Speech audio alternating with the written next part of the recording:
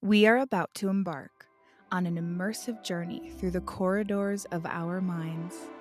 Stand by as we prepare for departure.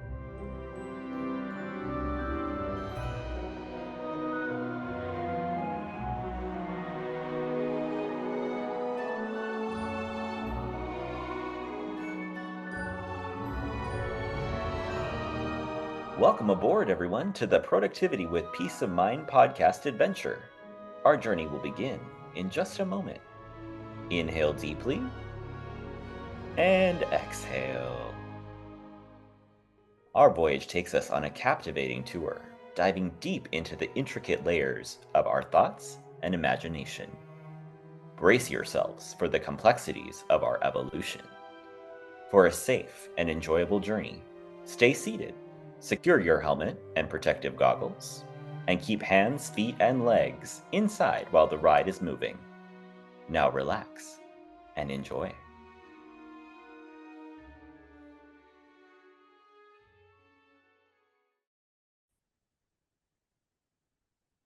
What if I told you that what comes out of our mouth can be a direct reflection of what's in our hearts? Our guest today is here to show us why the idea of wearing our heart on our sleeve is way more than just a cute saying. When you speak, you may be giving away way more than you realize. Today we have with us Hadassah Shoshanah, who has a background in speech pathology, communication coaching, and neuroproprioceptive bodywork. She has extensive experience working in many different states and countries and has recently launched her own private practice. And so, Hadassah, we are so excited to have you here today. Welcome. Thank you. Thank you. I'm so excited to be here with you and excited for how these questions kind of draw out a need in services and how we can just kind of reach the masses with information and service. Totally agree.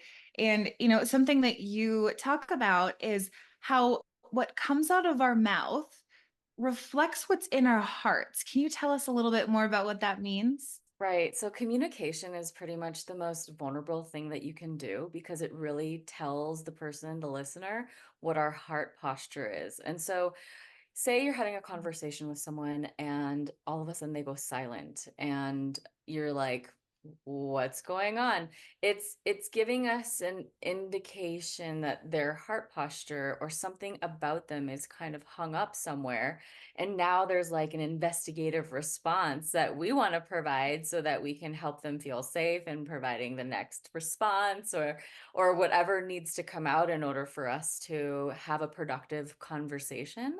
And so everything that we say that comes out of our mouth is either creating greatness or it's breaking down something. And it's like wearing our emotions on our sleeve when we speak, especially during times of confrontation and conflict. And I think during those times the most, there's an increase in vulnerability and what is seen by the listener. Now, if the listener also doesn't understand or isn't trained in how to decipher what that person is experiencing through what they're sharing, then they also might have a response that will share their heart posture and put that into the field as well. And so now we have like these interactive heart postures, and it kind of we could be missing each other, or maybe we do meet each other, or maybe we're collaborative and we're creating a solution Yeah. together. And it's just a manner of internal listening to ourselves and the other person in front of us of what they're really attempting to communicate through the words that they're sharing, and the behaviors that are being expressed at the same time as what they're sharing. So, when you talk about this term heart posture, can you tell us a little bit more what that is and what that means? It's just another way to say how you're really feeling. Like where's Mm, your heart in that moment? In some of the communities, it's like we don't ask how you are anymore. We're like, how's your heart? Like how are you doing inside? mm. It's like I love that. the posture of your heart is what you're experiencing in that moment that might be communicated through subtleties, through the language that you use, Yeah, through the body language, through the silence, through um, you know kind of sporadic or dissociative responses. Like that's going to share with us a heart posture. So say like if you're talking to someone and you're asking a question, or uh you give them some information. You're like, man, like this is so great. I really love this thing that I just got. I really love it so much. And then they're like, oh, I don't really like that. And it's like, well, I didn't ask you about your opinion on it. I'm just like sharing yeah, what I love about this right now. So in that yeah. moment, they're sharing their heart posture of like their own Mm, judgment on something that I'm sharing that doesn't really include them, but I'm sharing it with them. And they can the next comment could be like, oh wow, like what do you like about it? Like yeah, helping kind of extract that. So our heart yeah, posture will either support a conversation and support interaction, or it will be self-focused and then take the focus away from the listener and put it on ourselves. And in that moment, there's an awareness for the listener, if they're a trained listener, that the heart posture is not opened. It's not open to receive that yeah. interaction, and they're just not in a space Mhm. to understand that Yeah. conversation at that time. It's really interesting how you talk about how we might miss each other because we're having that misunderstanding, or we might get into alignment. And I think that happens when we're not really like aware, right, of what's actually happening. And I think that awareness can help us, maybe be more intentional about that. I don't know. What do you think? Absolutely. I think awareness is like the first step, because once we're aware, Yeah. we have to do something. And if we don't do something Yeah. about it, then nothing changes, right? So we want to be able to implement something, but sometimes when we're aware and we know that something's happening, and we're missing each other, there's just this like vague statement of, you're not hearing me, or you don't understand what I'm saying. And it's like, okay, well, maybe instead of saying those words, we can say something like, okay, I'm going to try to think about it in a different way so I can say it in a different way so that the person hearing me can hear it in a different way so that they can respond in the way that connects us together.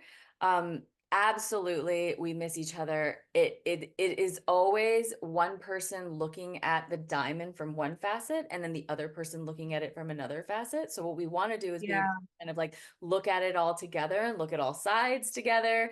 But that requires a deep safety in a relationship, or even in that conversation. So yeah, definitely there's this kind of like halt, just like you experienced in me right now, right? There's a short pause of like, well, I don't Mm. know how to respond to that. Or there's a really quick response that's like, you don't understand what I'm saying and I'm out, or the Yeah. door shuts down, or, there's a shutdown in total communication. So, yeah, those are some definite things that happen in our conversations with each other. Yeah, yeah, for sure. And I can see that. And I'm even like reflecting as you talk on like different examples, right? And I'm sure the listeners are doing the same. And I'm just curious because you talked about safety, which I think is so important to be able to feel safe, right? There's like, psychological safety that we feel with each other. How do we use this communication that you're talking about to build trust with the people in our lives, with those relationships that we have, so that we do feel more safe? Validation is huge, and we're Mm. all looking for that validation. Like, it is Yeah, okay to feel what you're feeling. It is not yeah, okay to hurt people while you're feeling it. And so yeah, providing mm, that validation, I think, really goes a long way. Just like, yeah, I understand that you're feeling this way because I can hear you speaking it. I can hear it in the tone of your voice. I can see it in your body language. I believe what you're saying. And then is it okay for us to just leave it in that moment, just like that, so that that person can really take in this experience of, I can feel safe in this conversation. I think if we all look at our interactions with one another with the lens of trauma informed, right? It's like we all have experienced some degree, some level of trauma that has hurt us. And if we allow Yeah. ourselves to see each other in that manner of, okay, everyone in front of me has an inner child too. I have an inner child that's like looking for safety in all places. And what we understand is once we're safe in ourselves, we can create safety, in all situations, right? However, at the same time, maybe the person in front of us, or maybe, the community that we're in, maybe doesn't feel safe. So how can we kind of apply this desire for wanting to be heard ourselves to others too? And so I think that's where um the real work is like, if we can apply it with others, then we can certainly give it to ourselves, and then reciprocity in that space. And so, yeah, looking Yeah. at each other from this place of like, hey, you have something that you need to say, that you want to say, and I can tell, and I just want to be able to hear you in this space. So I'm just going to be quiet so that you can say what you need to say, and I'm not going to judge anything you say. And you are allowed to feel the way you feel. Yeah. That's so powerful. And the part that you said earlier in that statement around like validating, like I hear what you're saying, right? Like I hear what you're saying and thank you for sharing, because a lot of times we might feel like, oh, it's not safe to like say something, or it's not, like I'm going to get, backlash, or something bad is going to happen if I open up and say what's really true for me. And so when we create that space for each other to be like, yeah, we're all human, just, let's hold that space. Yeah, you make a great point. It feels icky when we think that our power is compromised when we validate Yeah. someone else's feelings. Like our power is not Yeah. compromised in that space. And what Yeah. we're doing in Right. that moment is creating a power struggle because we've stepped out Mhm. of that moment of listening, and we stepped into the moment Yeah. of defensiveness and then being offensive in that place, which just creates a compounded conflict. And so we want to step out of that space and just validate a person feeling a specific way is their experience, right? So Yeah. to invalidate that is to create conflict. So it's like, how do we allow ourselves to be in that confrontational space? Well, we Yeah. just receive what it is for what it is, and then try to dig a little deeper through motivational interviewing, asking more questions, asking for clarification, tell me the story, things like that. And so, yeah, like I think at that moment, it's so critical. Like, okay, let me just step back for a sec and be like, okay, this person is telling me something. I really love them. They're my friend. They're my loved one. They're in my family. They're my child, whoever they are. Like, whatever they're experiencing in that moment is what they feel in that moment. It may be true or not Yeah. true, but that's not for us Yeah. to judge in that moment. It's just, Right. it's just for us to witness and be in the space of in that moment. So I Yeah. think just doing that creates safety. Yeah. Totally. And it feels so much better, right? Like it just creates that spaciousness that I think so many of us crave. Right. And we're always looking to feel good, right? And Yeah. then we have this Yeah. expectation that the person on the outside of us is going to make us feel good. And Right. that's not necessarily what's going to happen. Like that good feeling really comes from this intrinsic place, this deep sense of I'm okay if this person doesn't understand me, no matter what. I'm not going to lose my cool. I'm not going to pop off. I'm not going to be in a conflict. And being able to sustain composure during an event where you're not being heard. Can you imagine that? It's like okay, now this person in front of you is not hearing you. They don't understand what you're saying. And how do you continue to kind of shift your communication so that the person on the outside has an aha moment like, oh, this is what you're feeling. And it's like, yeah, thanks for finally getting it. Like there's just such a deep connection in that space. So that's what we're looking for. We're really looking for connection and the freedom of what that connection can provide. And that makes us quote unquote feel good. Otherwise, it's just like a facade of feeling good, right? Right. Sometimes you can have a person on the outside of you and they're just like validating everything you're saying. You're like, are you even listening to what I'm saying? Yeah, And yeah. you have that question like, is this person, does this even person even care about what I'm saying? Like, are they present or are they just appeasing me in this moment? And you can tell Yeah. those things too. So, Yeah. yeah, I think it's a multifaceted approach to being able to express yourself, but also listen in that space too. Like, listen with this true Yeah. capacity of, like, I'm so present with you right now. And what you have to say is valid, even if it's going to accuse me of something, you know? Right. Right. Well, and you make some really good points because I think it's so important to start with yourself and like, can I be okay with myself either way? And then when we look at the piece that you're talking about around, um, validating the other person, that's something like we can then take away and do that for others, but we don't necessarily, it sounds like, have to expect that of others. We can still manage ourselves either, like we're okay either way. Like I loved how you said that. Right, because we're in a place of self-confidence and self-validation. And it's not from an arrogant place, it's from a Right. deep-rooted sense of self that allows us Right. to be in any situation without needing to have a behavioral escalation through our emotions. Like that's what we're looking for. It's like, can I be in that stressful situation? Can I listen to this person share a stressful thing, even if it's about me? If it's not about me, can I still give the same energy in that encounter every single time, no matter what encounter arrives? Yeah.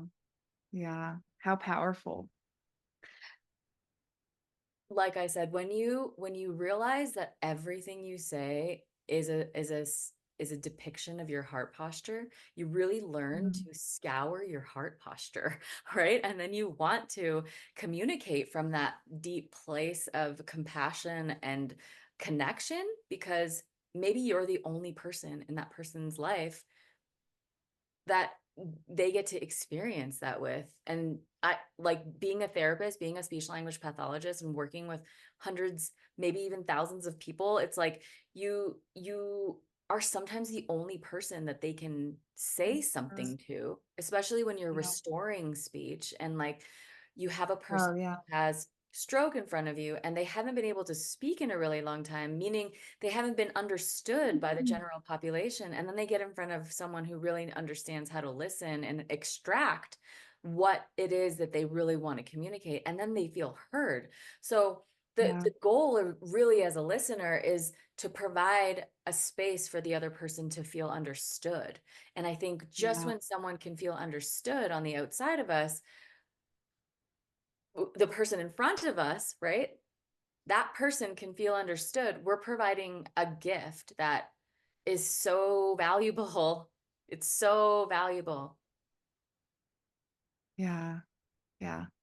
I couldn't agree more.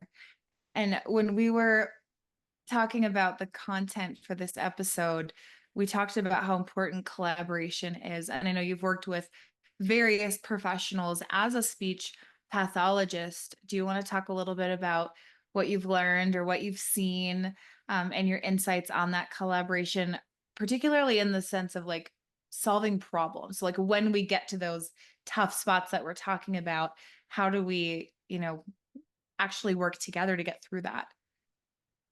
So the importance of collaboration. Okay, so now we're looking in terms of a team. So now Mhm.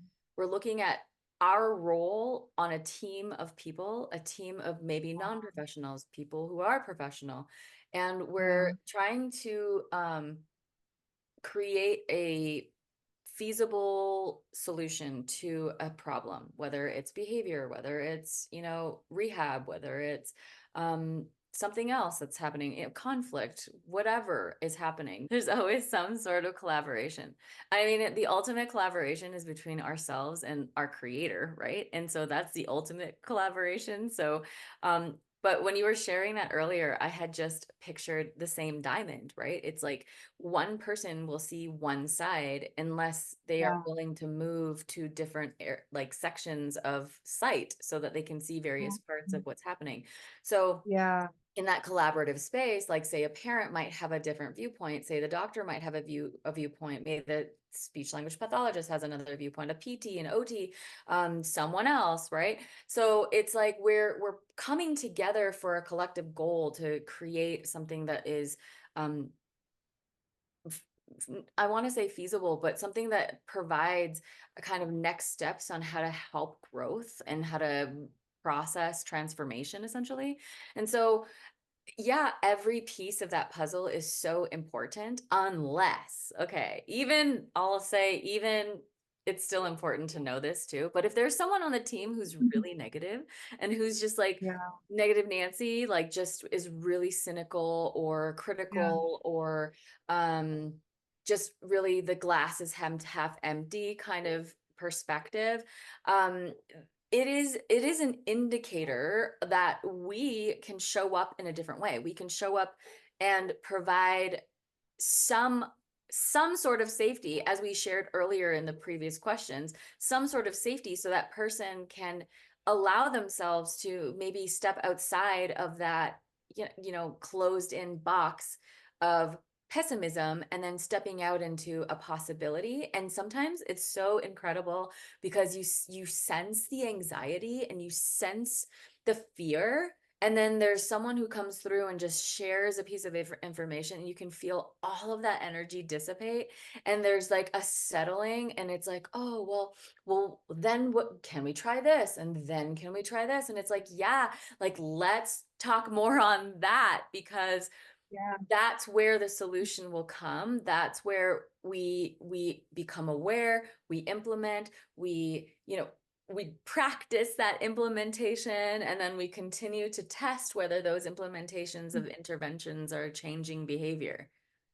So I love what you said about, when you have someone who's maybe a little bit more negative on the team, that compassion that you brought into it of figuring out what's going on with them and how we can validate them or help them feel more supported so that they can be more open on the team and the collaboration can happen. I think that's a really cool approach.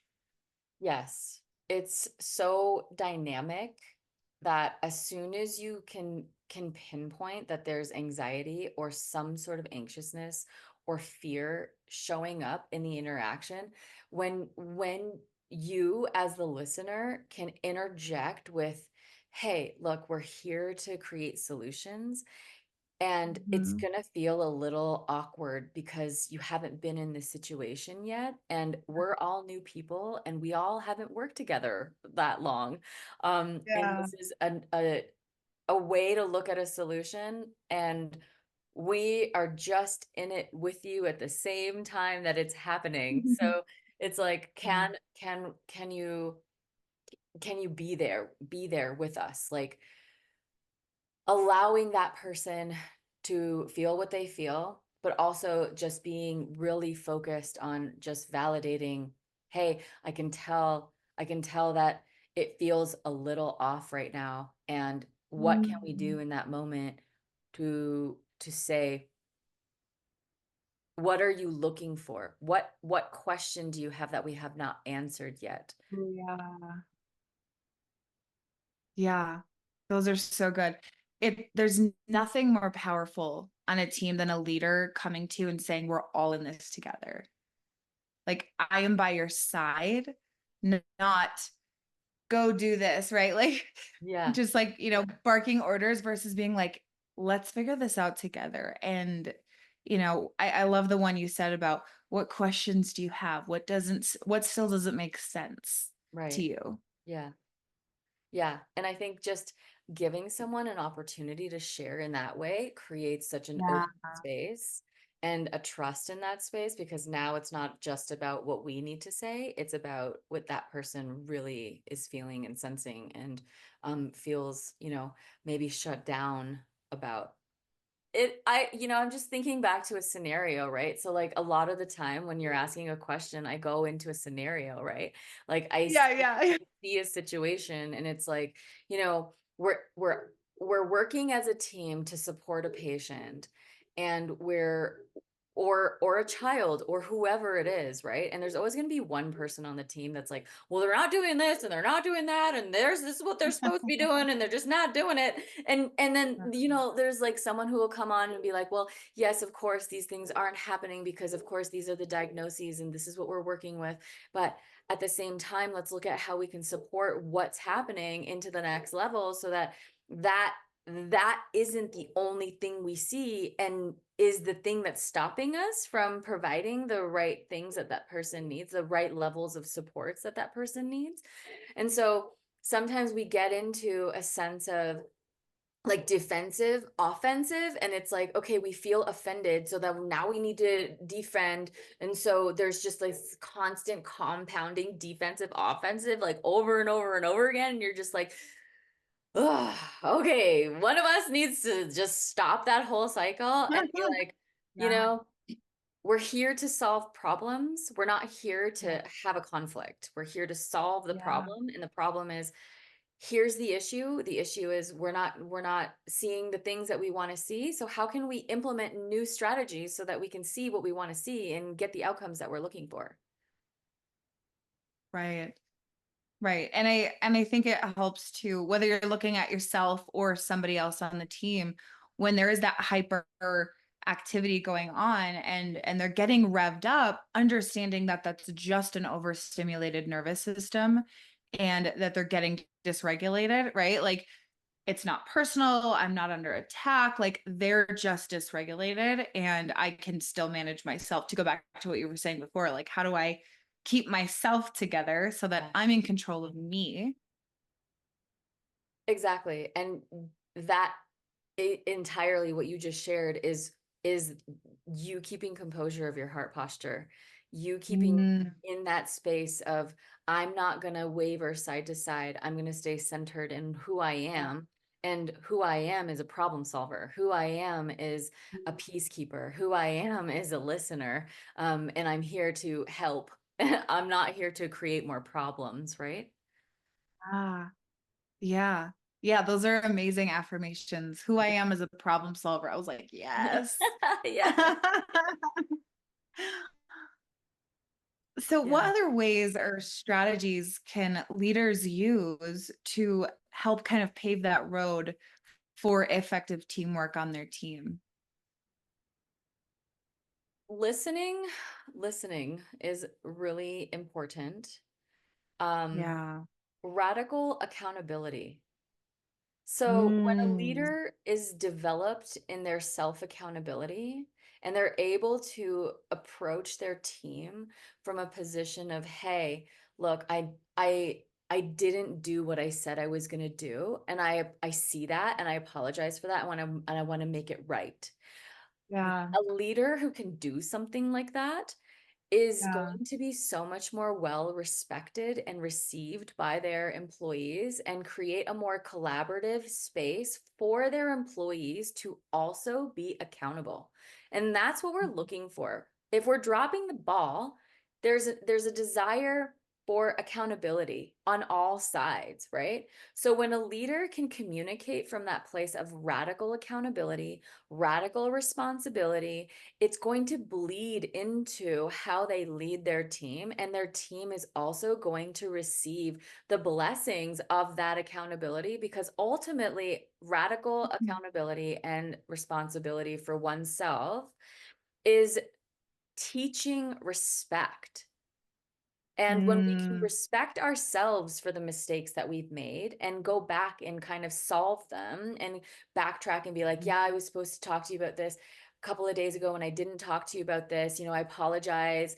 Do you have some time to talk about it today or tomorrow? I really want to hear what you have to say. Or, whatever the solution or whatever the problem is in that moment that hasn't been spoken about. It's like, wow, you just took accountability for the fact that you didn't show up in a way. Um, it gives me an opportunity as the employee to show up in that way too, and not feel fear of like, oh man, I did something wrong or I missed something. And just being able to say, hey, like I missed this thing, I'll get to it right now, I apologize. And then there's like this, it's a collaborative, elaborative relationship Yeah. in that moment. And there's really a true respect for leadership in that moment too, because it's not a subordinate, like I'm the leader, you're the sheep, and I love sheep, and I just, I love them, I think they're great. um but I mean, in terms of this, like, um just following for the sake of following to keep the peace Yeah. versus being a peacekeeper through accountability. Yeah.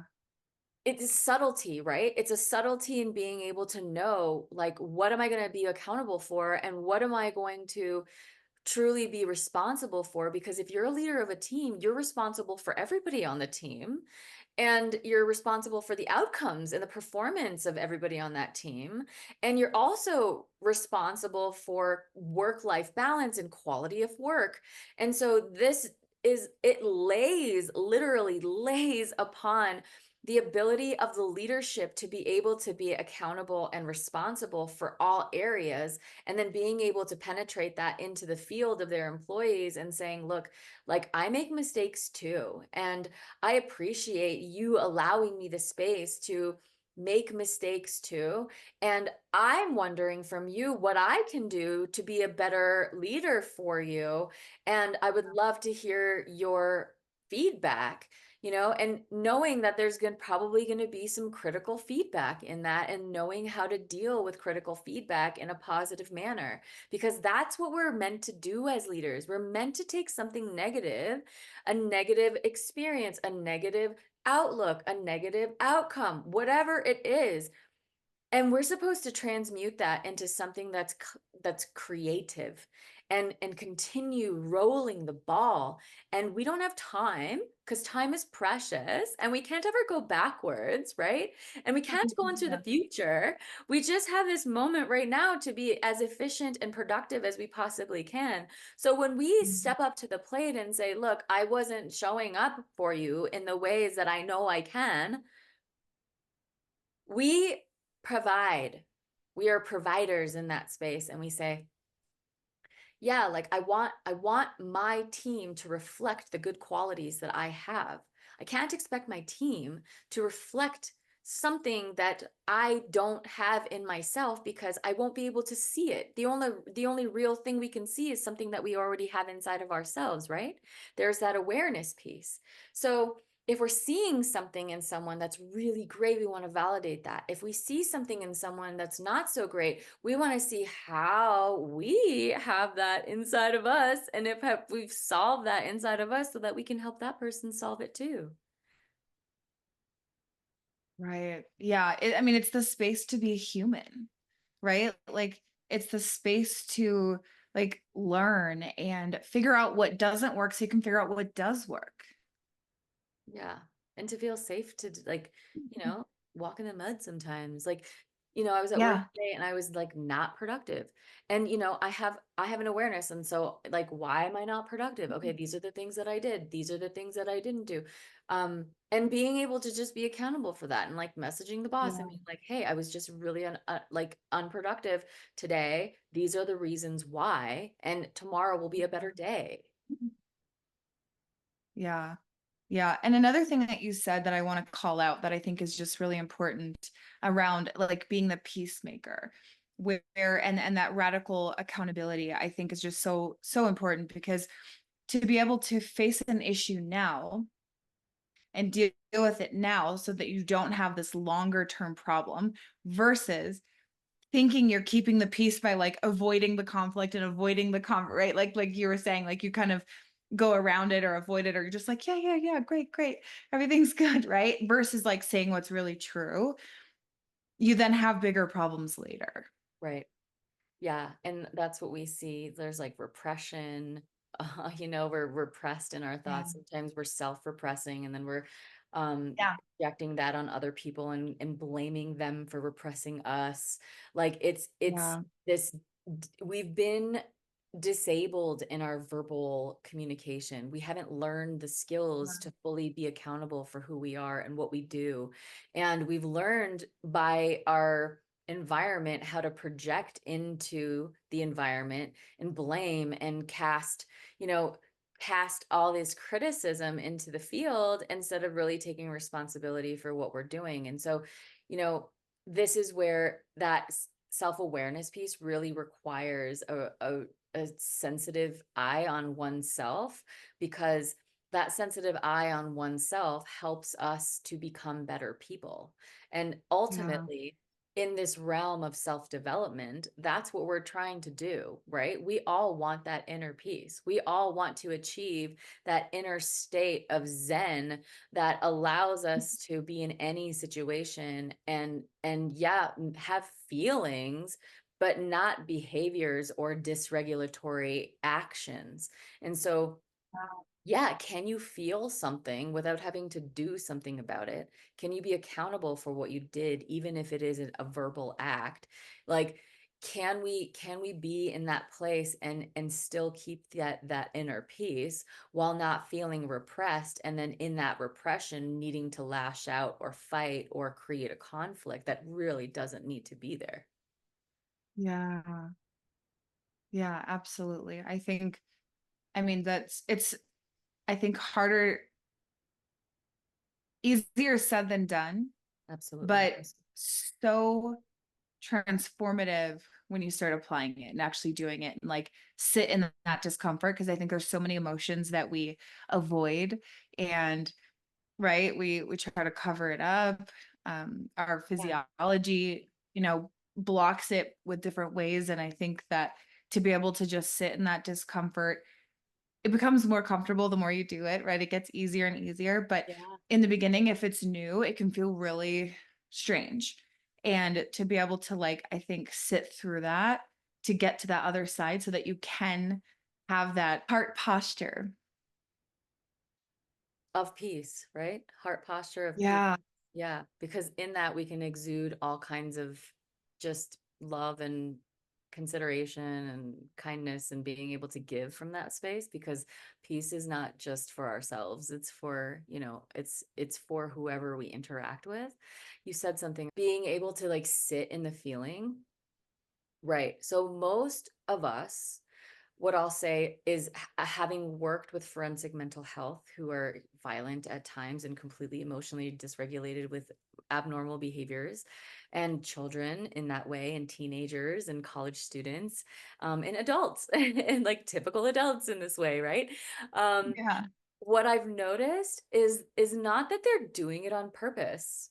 They're not Right. doing it on purpose. They're doing it Right. because it's a subconscious response, and this is just Right. what they know how to do, and they don't know what they don't know. So if you don't know what you don't know, how are you going to implement something new, right?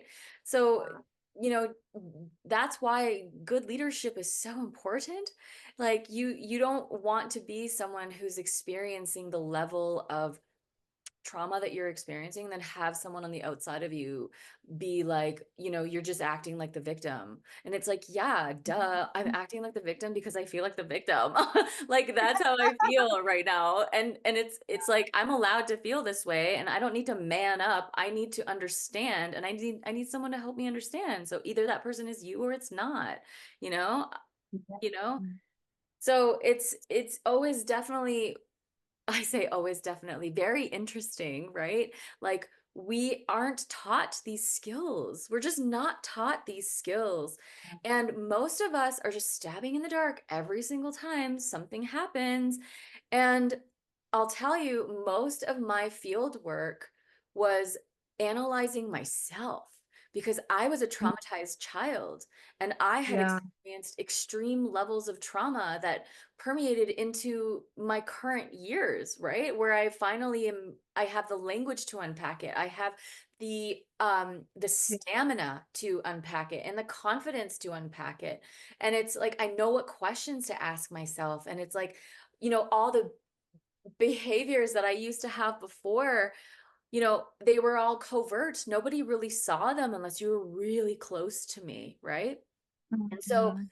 in that space, I continued to learn, like, why do I have these ongoing cyclical thoughts? Why do I respond to things in this way? Why am I Yeah. not feeling good about myself or who I am, what I'm doing, or the value of my life, right? And so most people, and I put myself in that category too, because I didn't know until I knew, right? We just don't know. We don't know what we don't know. And nobody teaches us like proper communication. And no one tells us that our mouth is the door to a greater life, a greater understanding of self, a greater understanding Yeah. of others, right? So when we can sit down and really analyze our communicative patterns and our narratives and why we choose to respond the way we do, we're teaching ourselves how to sustain conflict, how to sustain confrontation, because this world is filled with it, right? Like Mhm. maybe when you're sitting by yourself in your house, there's no conflict, but there could be a conflict inside of your mind that you don't even know, and a lot of that is projected into the world. It's like, you made me feel this way, and it's like, no bro, you feel this way and you're making it about me, right? And I can Yeah. help you through that. I can help you through that, and I can help you understand that, yeah, something I said triggered you, but it's not because I made you feel that way, right? Right. one of Yeah. one of the counselors that I worked with in my master's degree, she said, no one can make you feel a certain way. Only you can allow your feelings to be dysregulated in that way and then project that criticism or judgment towards the person who you're interacting with and make it about them and blame them for it. And that's not what we want to Yeah. do. We want to stand in our own accountability and our own responsibility. We're accountable for ourselves. This is who I am. This is what I'm feeling in this moment. How can I be in that space and let the other person also experience what they're experiencing, right? And so what we're doing here and conversations like these are so important because it reveals areas in ourselves. Like you said at the beginning, you're like, I'm just thinking about the interactions that I'm having. I'm doing the same thing as we're talking, right? Yeah. Like it's Yeah. just happening. And so this is what we want to do. We want to really Yeah. self-analyze before we analyze someone else. We want to analyze ourselves, Mhm. and then maybe we can start implementing new patterns, and then those new patterns bleed into other people, and then you'll notice that other people are just like not fighting as much as they used to, or not in conflict, or not putting themselves down, or not in a pessimistic place, or not cynical anymore, and you're just like, wow, you've come a really long way. And then you get to just validate people for what they're doing, right? When we look at, you know, therapy and coaching, that you're doing, I'm curious your thoughts on, why you think an integrated approach is so necessary. And I'll just, back this up with I've switched, just about all of my, medical providers to, integrative so that we are looking at that, holistic approach and the whole picture and truly getting to the root cause. And so I'm just curious, like, in the sense of, therapy and coaching, why do you think that that integrated approach is so important? Because we either see a slice of a person or we see a whole person. And Yeah. we always want to see the whole person if we truly want to help someone in their life.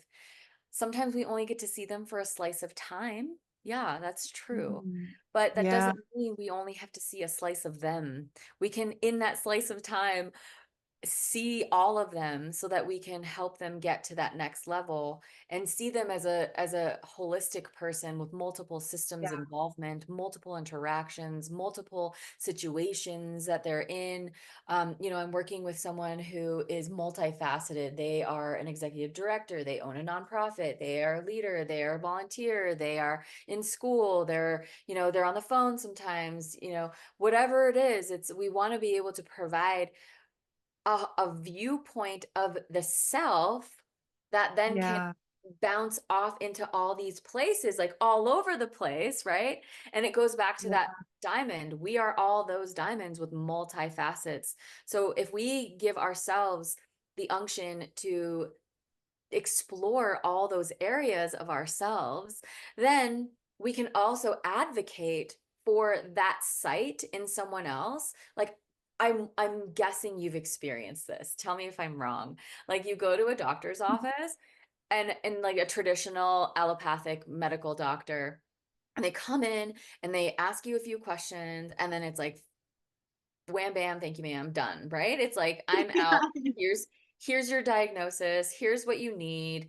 And it's like, but you didn't look at like anything else. And this is why we go to integrative practitioners, because they're looking at Yeah. multiple systems instead of just one system or one Mm. symptom, and then creating maybe um a cookie cutter approach. And we just can't use a cookie cutter approach when we're dealing with human beings. We're all so extraordinarily different and beautiful, and we require an integrative and holistic perspective, even when we're analyzing ourselves, you know? Yeah.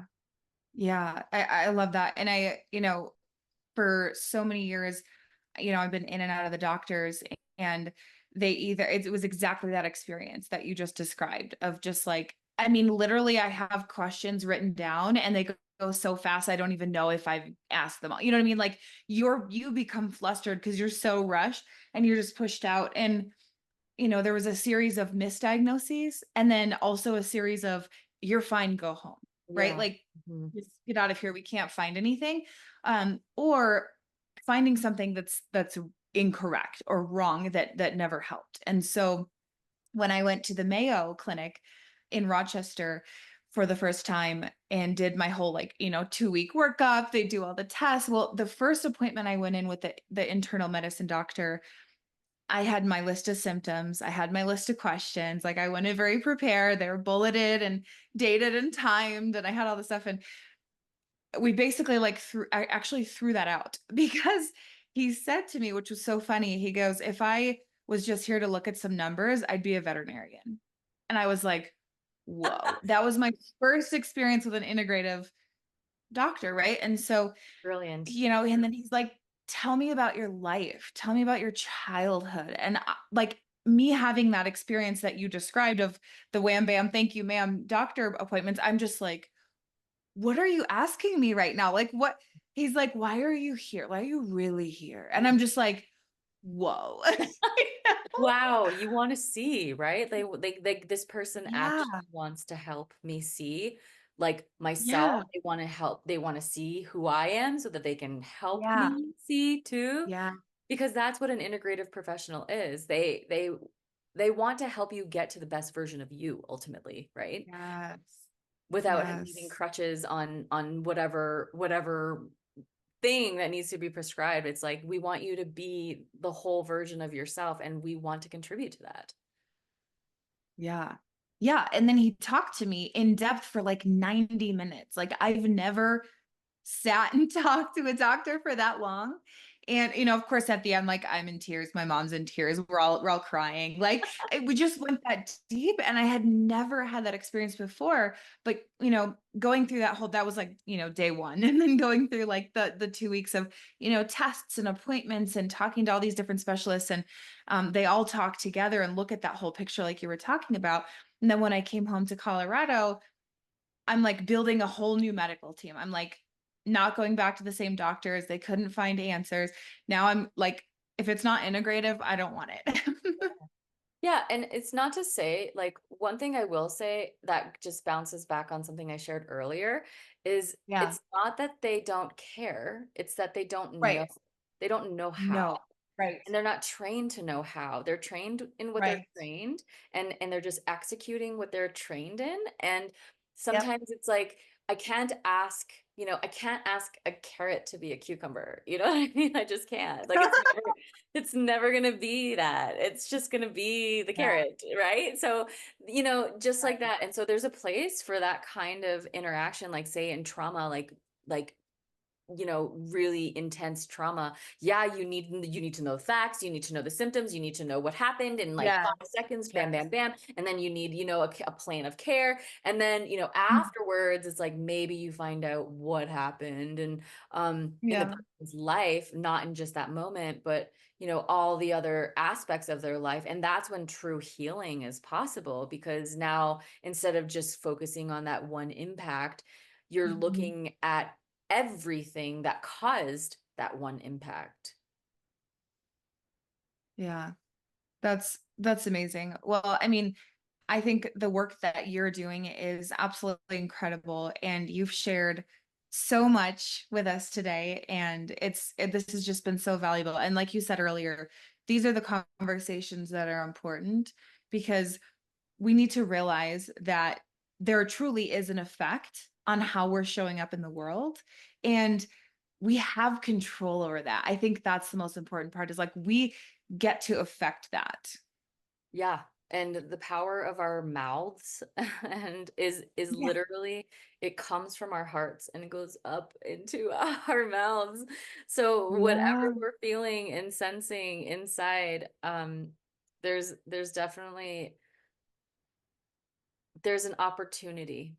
There's an opportunity just give more love to oneself through Yeah. introspection and self-awareness, in that space of radical accountability and radical responsibility for our own mouths. And like that's my personal study right now. Like I'm just like in a place in my growth and my transformation where I'm like, I'm not even going to allow myself to think that. And I Mm. have that conversation with myself. I'm like, Yep, I can't I think that. do I too. gotta like get that. I gotta get rid of that thought, And it's like, Yeah, yeah, like purifying that space where no one else is, um, yeah. is is Ooh, I like that. is a very challenging feat.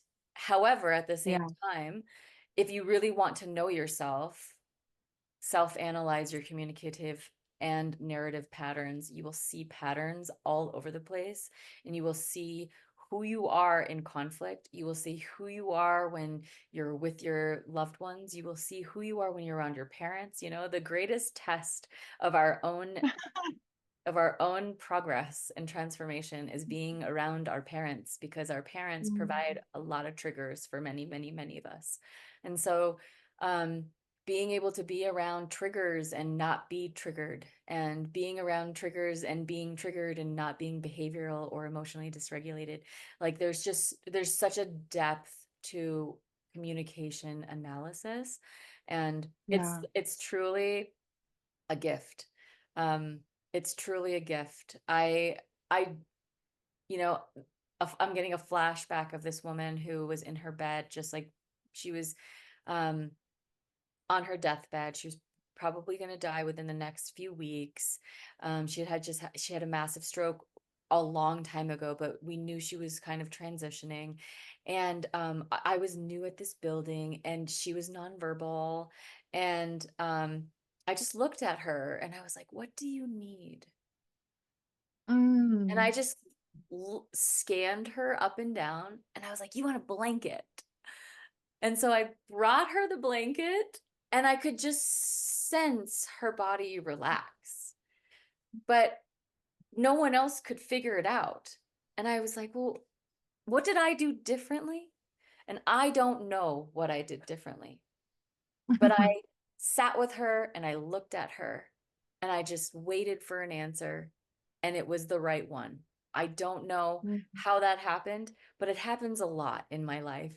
And I do believe Yeah. that it is a gift of being able to just sit with a human and silently listen, even to silence. Mm. That's so beautiful. And if you were to give us one thing that you want us to walk away with, if we get nothing else out of this episode, or the first thing you want us to do after this episode, what would that be? Ah, oh my God, there's so many. Just one thing? The Oh, first thing. How about the first thing? okay. So if you're listening and you are someone who's like, my communication needs to change, I'm going Yeah. to speak directly to you. Get a Yeah. journal and write down habitual thought patterns, habitual thoughts that happen over and over and over again, and begin the process of awareness. Because Yeah. without taking something from the subconscious into this conscious space, you can't change anything.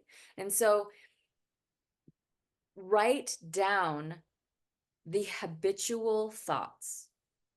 And if you're someone who's not in a position who wants to, who's just listening for the sake of listening, well, just keep doing that, because listening for the sake of listening is such an extraordinary skill. It's such an extraordinary skill to be able to listen just for the sake of listening. Amazing. Thank you so much for joining us today, for being here with us, sharing your wisdom, sharing just your radiant joy that you bring when you show up. And so for anyone watching the video, like you can just like see it in her face. There's excitement and there's passion, and you've brought that to us, and that's a gift to us as well. So I'm so grateful that you're here today, and thank you so much for your time. I'm so grateful too. I feel like a little girl, just like super giddy, and like we're like girlfriends, just like talking about things. And so it's just truly an honor, and I'm grateful. And I look forward to more conversations. Thank you for braving the inside of your mind with me. The better we understand ourselves, the more deeply we understand the world, and as our awareness grows, life just gets better and better. If you've enjoyed this episode, please take a moment to leave a review and share this with anyone else you think could benefit from listening. A quick reminder that the content shared in this podcast is for informational purposes only.